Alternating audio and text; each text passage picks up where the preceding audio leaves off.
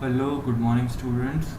हम लोगों ने प्रीवियस लेक्चर्स में हम लोगों ने लाइफ प्रोसेस चैप्टर ख़त्म कर लिया था। अब ये नए लेक्चर के अंदर हम लोग स्टार्ट करने वाले हैं कंट्रोल और कोऑर्डिनेशन, और उसी स्पेसिफिक चैप्टर में के अंदर हम लोग देखने वाले हैं न्यूरॉन्स।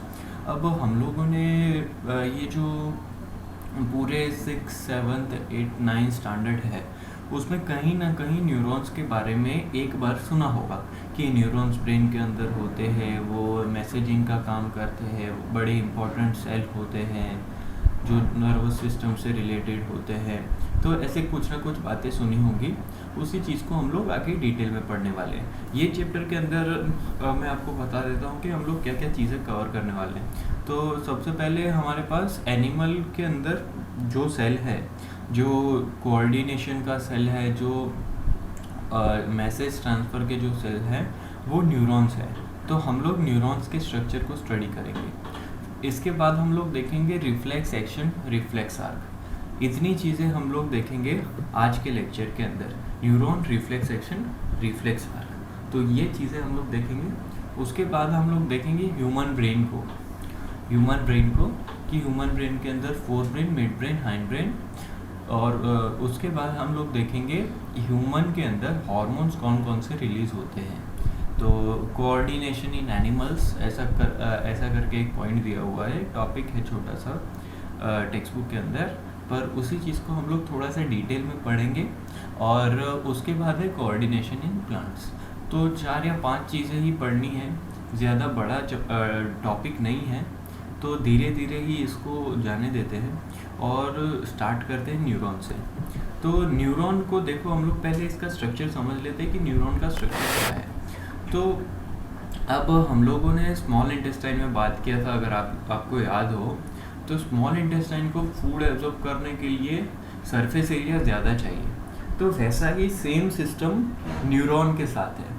तो न्यूरॉन को भी क्या है, न्यूरॉन को भी ये जो मैसेज आता है, ये मैसेज को रिसेप्ट करने के लिए सरफेस एरिया बहुत ही ज़्यादा चाहिए। तो सरफेस एरिया बढ़ाने के लिए ये जो सेंटर में सेल बॉडी है, उसके एक्सटेंशन है डेंड्राइट। तो डेंड्राइट एक ऐसे हेयर लाइक तो नहीं बोल सकते, कुछ ऐसे प्रॉपर सेल बॉडी से एक्सटेंड करते हुए प्रोजेक्शंस है, जो कुछ ऐसे दिखते हैं। देखो, यहाँ से एक एक्सटेंशन प्रोजेक्ट किया, फिर वो एक्सटेंशन डिवाइड हो गया, फिर वो एक्सटेंशन डिवाइड हो गया। जैसे ये बड़ा एक्सटेंशन है, ये एक्सटेंशन डिवाइड हो गया, यहाँ से 3 एक्सटेंशन हो गए, फिर यहाँ पे और 2 एक्सटेंशन हो गए, फिर यहाँ से और 2 एक्सटेंशन हो गए। तो ऐसे ये डेंड्राइट मेक श्योर करते हैं कि उनके आसपास जो भी मैसेज आ रहा है उसको रिसेप्ट कर लिया जाए। तो डेंड्राइट का मेन काम होता है जो भी मैसेज आता है उसको रिसेप्ट करने का। उसके बाद आता है हमारा सेल बॉडी। कोई भी सेल है उसमें सेल बॉडी होता है या साइटोप्लाज्म होता है, तो वो होता है यहाँ तक, ये होता है सेल बॉडी। और ऑब्वियस सी बात है कि एक सेल है, लिविंग सेल है, तो कंट्रोल करने के लिए न्यूक्लियस होगा, तो सेंटर में होता है न्यूक्लियस। तो ऐसे न्यूक्लियस पाया जाता है सेंटर के अंदर यहाँ पे। तो सबसे पहले डेंड्राइट। तो डेंड्राइट का काम क्या है, तो डेंड्राइट बाहर से, मतलब दूसरे न्यूरॉन से जो भी मैसेज आता है उसको एक्सेप्ट करता है और उसी मैसेज को न्यूक्लियस तक, सेल बॉडी तक ट्रांसफ़र करता है। उसके बाद आता है एक्सॉन। अब ये जो एक्सॉन है वो एक ऐसा स्ट्रक्चर है, ऐसा स्ट्रेट पतला सा स्ट्रक्चर है।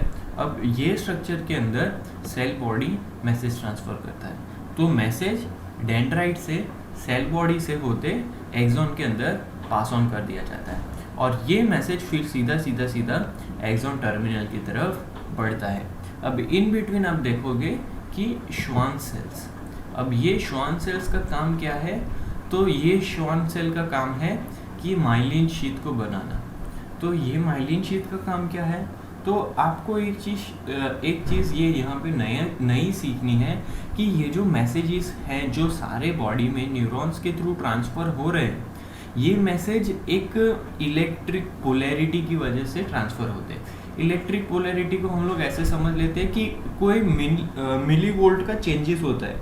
जैसे वो बादशाह का वो गाना था, लगे 440 वोल्ट छूने से तेरे, तो वैसे ही कुछ न कुछ मिली वोल्ट का चेंजेस होता है एक्सॉन के अंदर कंटिन्यूअसली जिसकी वजह से मैसेज ट्रांसफ़र होता है।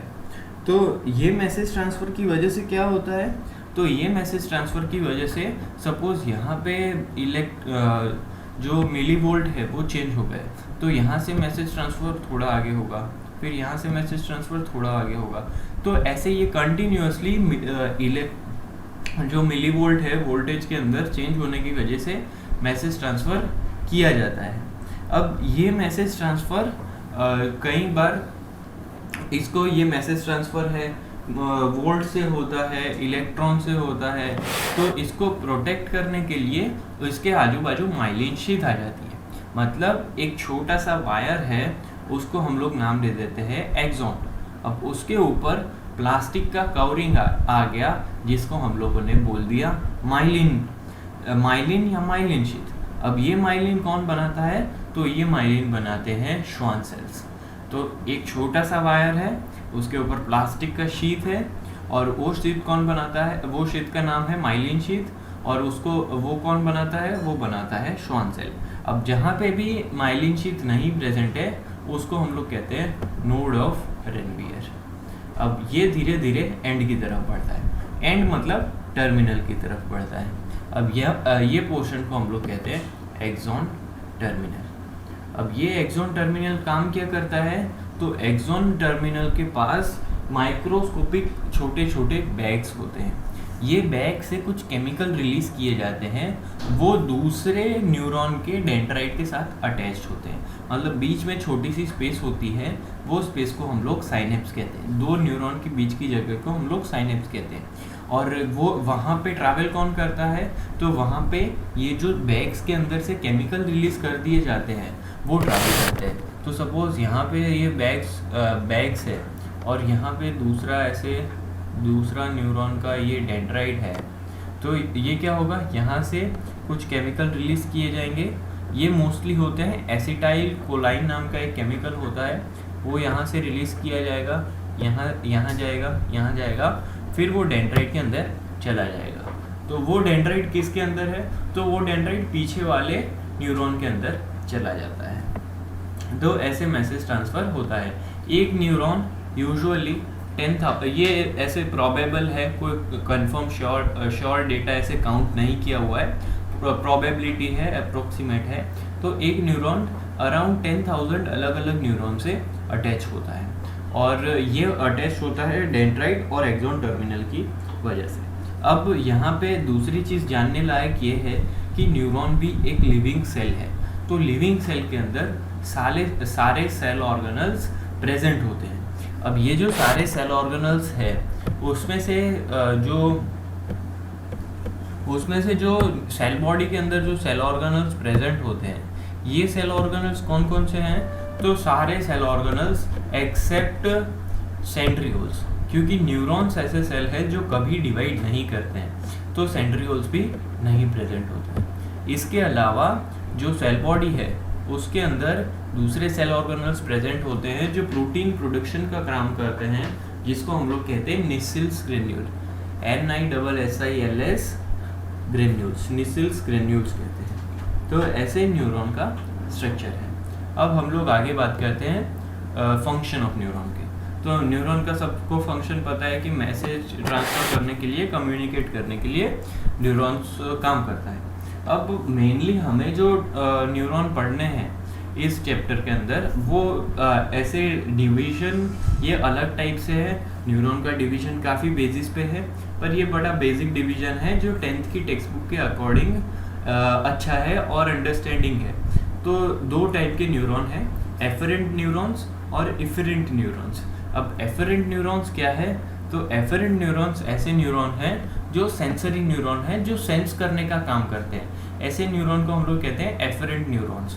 अब उसके बाद उसका फंक्शन क्या है, तो उनका मेन फंक्शन है कि वो नर्व इम्पल्स को सेंसरी ऑर्गन से ब्रेन तक ले जाते हैं। तो सपोज मेरे हाथ में एफरेंट न्यूरॉन होगा, तो वो सेंसरी ऑर्गन वो मेरी फिंगर होगी, फिंगर टिप होगी, वहाँ से अगर मैं कोई चीज़ पकड़ता हूँ या मैं फील करता हूँ, तो वो मैसेज एफरेंट न्यूरॉन ले जाते हैं ब्रेन या स्पाइनल कॉर्ड तक। अब वैसे ही इफरेंट न्यूरॉन है, तो वो क्या करते हैं, तो वो मैसेज को ब्रेन से ब्रेन या स्पाइनल कॉर्ड तक ब्रेन से या स्पाइनल कॉर्ड से मैसेज लेके आते हैं। वो मैसेज लेके आके किसको देते हैं, तो वो मैसेज देते हैं स्पेसिफिक मसल को। सपोज मैंने कोई चीज़ उठाई, अब वो चीज़ मुझे अब छोड़ देनी है, तो वो छोड़ने के लिए या उठाने के लिए मुझे कोई मसल का यूज़ तो करना पड़ेगा। तो वो मसल का मूवमेंट का मैसेज कहाँ से आएगा, तो वो मसल का मूवमेंट का मैसेज आएगा इफरेंट न्यूरॉन से। और इफरेंट न्यूरॉन मेक श्योर करेंगे कि मेरे बॉडी के अंदर ये स्पेसिफिक मसल मूव करे जिससे एक डिजायर्ड आउटकम आए। तो ऐसे एफरेंट और इफरेंट न्यूरॉन बॉडी के अंदर प्रेजेंट होते हैं। अब हम लोग बात करते हैं रिफ्लेक्स एक्शन की।